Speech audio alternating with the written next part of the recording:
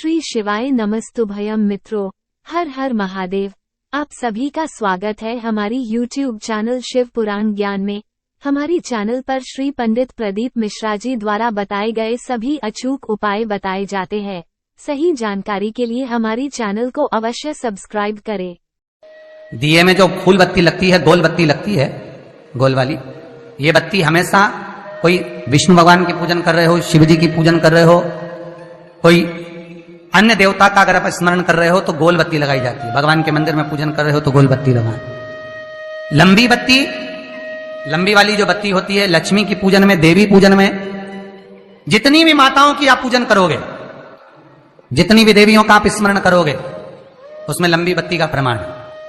पितरों की पूजन में लंबी बत्ती का प्रमाण है।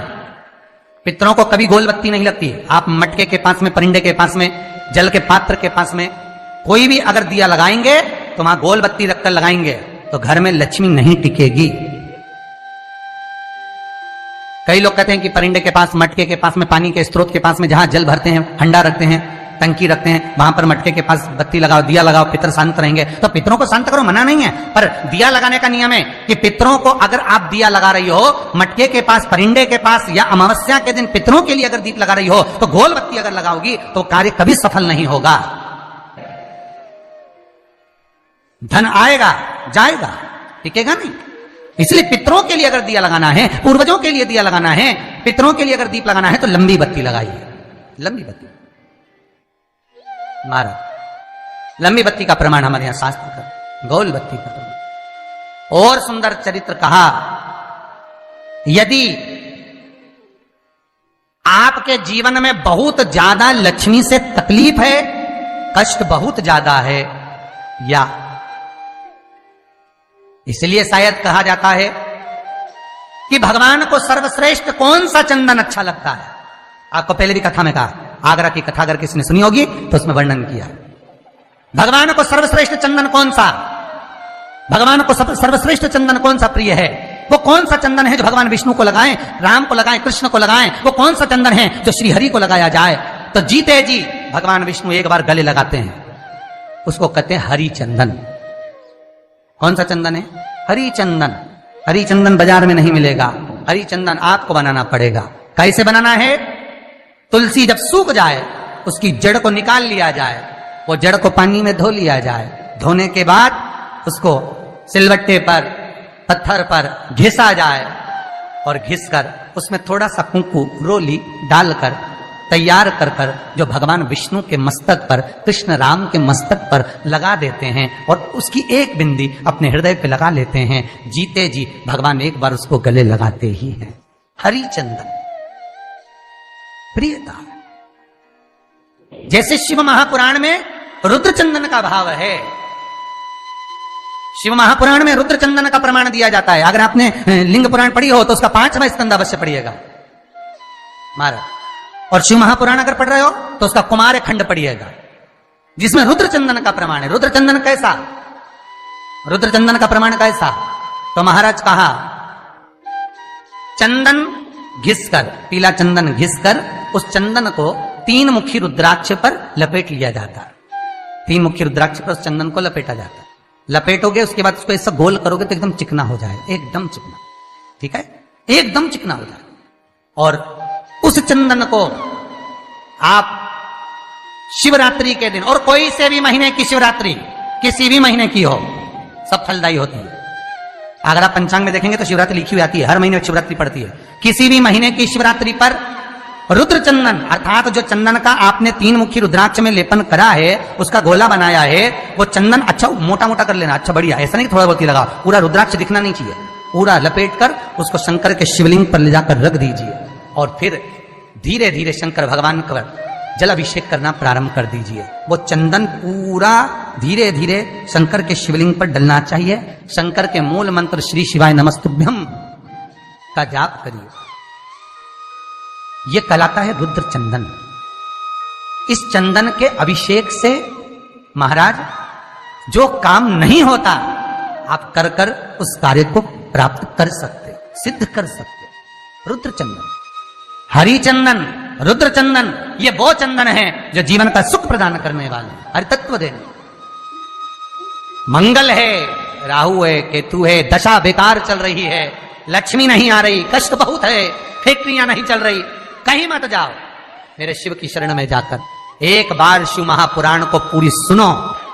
शास्त्र के हटकर कुछ नहीं बोलेंगे, जो शास्त्र सम्मत है, स्कंद पुराण में, विष्णु पुराण में, नर्मदा पुराण में, लिंग पुराण में, शिव महापुराण में, भविष्य पुराण में जितनी जितनी बातें लिखी होती है उसको छाट छाट कर लेकर आते हैं, आपको बता देते हैं कि आप ये कर लो, उससे फायदा मिल जाएगा। कोई ज्योतिषी नहीं, कोई कुछ नहीं, बस केवल भजन करो, शंकर का अनुमोदन करो और विश्वास रखो शंकर पर, तो किसी को 1 रुपया देने की जरूरत नहीं पड़ेगी। भजन करो, विश्वास शंकर पर रखना, जन्म मरण और परण वो देगा, सुख वो देगा, समृद्धि वो देगा। जिसके घर में बहु रिद्धि सिद्धि हो, जिसके घर में अमोद और प्रमोद पोते हो, जिसके घर में शुभ और लाभ दरवाजे पर बेटे बनकर विराजमान होते हो, जिसके घर में स्वयं अखंड सौभाग्य देने वाली पार्वती हो, जिसके घर में लक्ष्मी देने वाली लक्ष्मी बेलपत्र के पेड़ के नीचे झाड़ू लगाती हो, जो स्वयं सरस्वती को स्वर प्रदान करता है वो शंकर है। जब सब कुछ उसके पास में है, कुबेर का खजाना वो चोर को दे देता है, जब सर्वस्वता उसके पास है, तो आप इधर उधर डोलते क्यों हो? क्यों डोलो? उस पर विश्वास रखो। वो शंभु, वो शंकर, वो त्रिकालदर्शी, वो कैलाशी, वो अविनाशी सुख देगा, आनंद देगा। पाने का तरीका केवल उसको रिझाओ। जो मंदिर आपसे दूर हो, जिस मंदिर में कोई नहीं जाता, जिस मंदिर में कोई दिया तक नहीं लगाता, उस मंदिर में तुम जाओ और उस मंदिर में एक दिन जाकर प्रकाश कर कर आना, एक बार दिया जला कर आना, मंदिर की सफाई कर आना, शंकर जी पे जल चढ़ाकर उनको स्नान कराकर कोई पत्ती पेड़ पौधे के पास में तोड़ के चढ़ाया आना। 2-4 बार कर कर देखना कितना शांति, कितना धीरज, कितना आनंद, कितनी समृद्धि, कितनी लक्ष्मी मिलती है। तुम करोगे तुम्हारा पेट भराएगा, हम करेंगे हमारा पेट भराएगा। स्वयं करिए। तो ब्रह्मलोक के देवता ब्रह्मा हैं, वैकुंठ के देवता भगवान विष्णु हैं, और मृत्यु लोक का अगर कोई देव है तो वो महादेव है, केवल शंकर, केवल शिव, मृत्यु लोक का देव। अभी एक विचार करो, तुम्हारे घर में अगर थोड़ी सी तकलीफ आई तो सबसे पहले अमेरिका में लड़का रह रहा वो आएगा क्या? पूना में बच्चे रह रहे हैं वो आएंगे क्या? इंदौर में बेटी रह रही वो आएगी क्या? उज्जैन में कोई रह रहा है वो आएगा क्या? सबसे पहले वो आएगा जो तुम्हारे घर के पास होगा या घर के करीब में होगा, बिल्कुल लगा हुआ होगा या घर में होगा। अब आप कहां रहते हो? जितने लोग कथा सुन रहे हैं सही बताना, कहां रहते हो? पृथ्वी पर मृत्यु लोक में रहते हो।